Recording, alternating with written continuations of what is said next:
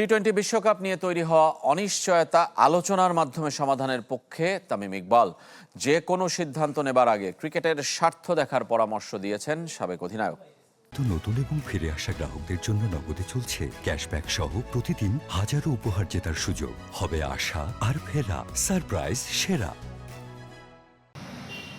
দেশের সম্মানের প্রশ্নে একমত সবাই, বোর্ড কর্তা সাবেক ক্রিকেটার থেকে রাজনীতিবিদ। টি-20 বিশ্বকাপ খেলতে ভারত সফরের বিপক্ষে বাংলাদেশ। ক্রিকেটের এত বড় ইস্যুতে নিজের অবস্থান স্পষ্ট করেননি তামিম ইকবাল, তবে ক্রিকেটের স্বার্থকে বিবেচনা করার পরামর্শ সাবেক অধিনায়কের। মনে করিয়ে দিলেন আইসিসি থেকে বড় অঙ্কের আয়ের কথা। সবার মতো আমারও বাংলাদেশের ক্রিকেটের ইন্টারেস্ট হলো সবচেয়ে আগে, বাট আপনার ভবিষ্যৎ সবকিছু চিন্তা করে যে বাংলাদেশ ক্রিকেট বোর্ডের আপনি যদি দেখেন যে আমাদের 95% কিন্তু ফাইন্যান্স কিন্তু আইসিসি থেকেই আসে।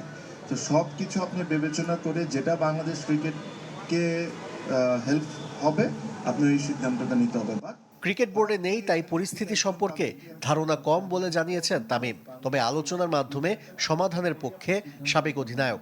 আইসিসির সাথে বিসিবির চলমান আলোচনার মাঝে জনসম্মুখে সরকার আর বোর্ড কর্তাদের মন্তব্যের সমালোচনা করেন তামিম ইকবাল। বিভিন্ন ডিরেক্টর বিভিন্নভাবে যে কমেন্ট করছেন, এটাতে একটা আনসার্টেনসি খামাখা তৈরি হয়ে যায়।